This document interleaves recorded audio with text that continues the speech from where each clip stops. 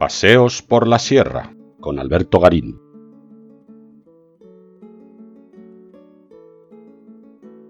La iglesia de San Millán de Segovia es uno de los monumentos más conocidos de la ciudad. Construido a comienzos del siglo XII, es de los mejores conservados y además se encuentra a la par de la avenida del Acueducto, lo que hace que sea un lugar muy transitado por los turistas. Hoy vamos a detenernos no en el monumento en sí, no vamos a recorrer su interior, que es lo que habitualmente hacen estos turistas, sino que vamos a tratar de entender la topografía donde fue construido este templo. La iglesia se encuentra sobre un promontorio, algo que es fácil de ver si nos paramos a ver las calles que le rodean. Aquí tenemos la del monasterio de Silos, podemos ver dónde está el templo, y como este se encuentra rodeado por una serie de callejones hundidos que hacían que la iglesia se encontrara en lo alto de ese promontorio. Lo mismo nos ocurre si nos situamos en la calle Hermanos Barral, la que queda tras la cabecera del templo, donde podemos observar cómo estamos de nuevo ante una calle que se hunde, generando otro de estos laterales, estos fosos que rodean a la iglesia. Pero incluso si nos movemos hacia el lateral que en la actualidad pareciera más homogéneo, el de la avenida del Acueducto, en realidad es un relleno que se hizo para la creación de esta avenida tras la Guerra Civil, cuando todavía se llamaba Avenida de Fernández Ladreda. En el pasado esto eran las escorrentías que derivaban hacia estas dos calles que acabamos de ver. Unas escorrentías que por otro lado aún siguen marcadas con la presencia de la entrada al aparcamiento subterráneo por la calle de los coches.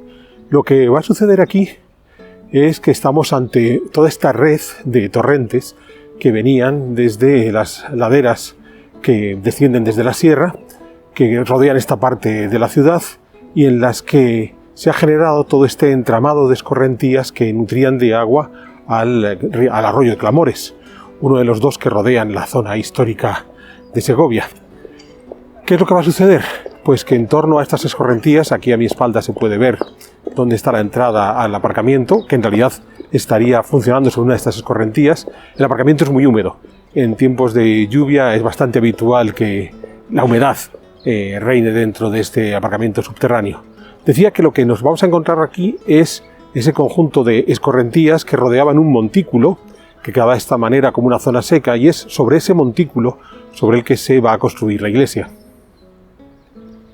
Por tanto, lo que tenemos es un montículo entre arroyadas, una zona seca, unas arroyadas que bien trabajadas, bien drenadas, podría haber servido como espacio para huertas, de modo que el templo podría estar asociado a algún tipo de explotación agrícola.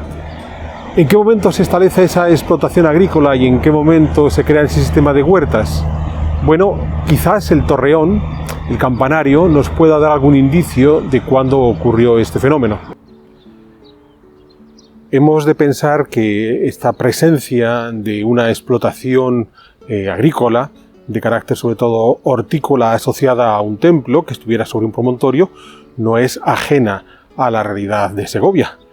Al otro lado de la ciudad tenemos el barrio de San Lorenzo, donde estamos ante una situación muy similar a la que nos encontramos en San Millán. Allí vamos a tener sobre el montículo el templo, la iglesia de San Lorenzo, y alrededor están las huertas bañadas por los ríos Eresma y Cigüeñela. Aquí no tendríamos unas corrientes tan constantes como las del barrio de San Lorenzo, donde además de toda esa red de huertas va a haber también un complejo sistema de molinos, pero sí la suficiente cantidad de humedad para que estas calles hundidas que rodean a San Millán pudieran ser ese espacio de explotación agrícola. Hemos de pensar, por tanto, que estaríamos ante villas rurales en las cercanías de la ciudad de Segovia. Eso explica por qué lo que en las fuentes medievales nos cuentan es que Segovia estaba constituida por una serie de parroquias, las propias dentro de la ciudad y otras que quedaban dispersas alrededor de la ciudad.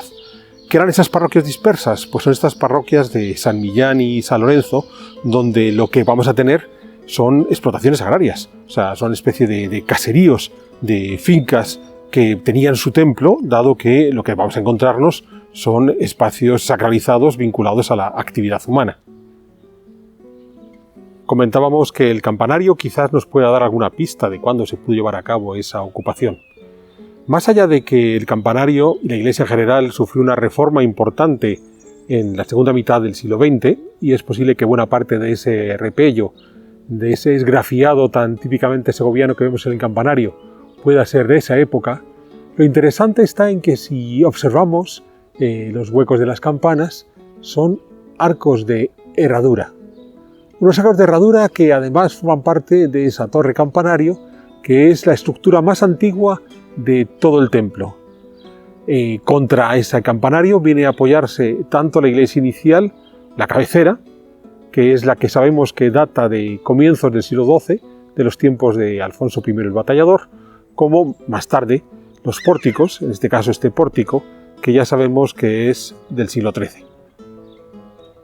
Una rápida lectura de los paramentos nos puede mostrar cómo vienen a apoyarse.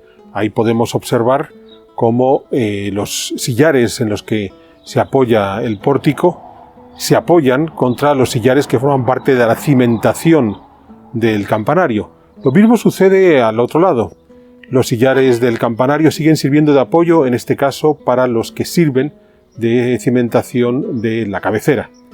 ¿Esto qué significa? Pues significa que el campanario tiene que ser anterior a esos comienzos del siglo XII, que es cuando se lleva a cabo la construcción de la iglesia. Si es anterior a comienzos del siglo XII, estaríamos entrando en un momento de complejidad histórica para la vida de Segovia. ¿Qué sabemos de la historia de Segovia en ese siglo XI? Bueno, fue definitivamente reconquistada por Alfonso VI tras la caída del reino de Taifa de Toledo en 1085. Antes de eso tenemos otra fecha importante, en torno a 1071-1077, cuando el rey soberano de Toledo, Al-Mamun, parece que ataca la ciudad e incluso destruye algunos de los arcos del acueducto, inhabilitando este. ¿A quién está atacando Al-Mamun en esos años, en torno al 1071? Está atacando una comunidad cristiana que ya existía en esta zona previa a la reorganización final realizada por Alfonso VI. Está atacando a un grupo de sublevados musulmanes que se oponen a las políticas que estaba practicando Al-Mamun de Toledo, o estamos en una leyenda que trata de justificar la paralización del acueducto acusando a los musulmanes de parte de su destrucción. No lo sabemos, pero en cualquier caso lo que tenemos que pensar es que si estamos viendo un campanario con estos arcos de herradura en una tradición mudéjar, es decir, la utilización de arte andalusí en el mundo cristiano, podríamos preguntarnos si ese arte mudéjar se pone en marcha justo después de la reconquista definitiva de Segovia por Alfonso VI, es decir, en algún momento entre 1085 y 1121 que se hace el templo, ese templo que se apoya sobre el campanario. De ser así, sería extraño, porque estaríamos hablando de la construcción de un edificio notable, en este caso la torre campanario, y la iglesia que podía estar asociada a esa torre campanario, para a continuación demolerla y volver a hacer la iglesia que estamos viendo hoy. Además, podemos pensar, si en efecto Al-Mamun hubiera atacado, qué empeño el de los cristianos que aún permanecían en Segovia tras la reconquista, de querer imitar al hombre que ha destruido la ciudad, o al menos su acueducto, solo unos pocos años atrás. Hay otro elemento interesante. Cuando se intervino en la iglesia ya en el siglo XVII, en las bóvedas, se descubrió un alfarje, un artesonado, por encima de las bóvedas que respondía a las bodas andalusíes del siglo XI. Bueno, tenemos ya dos elementos que nos llevan al mundo andalusí, los arcos de herradura del campanario y ese artesonado.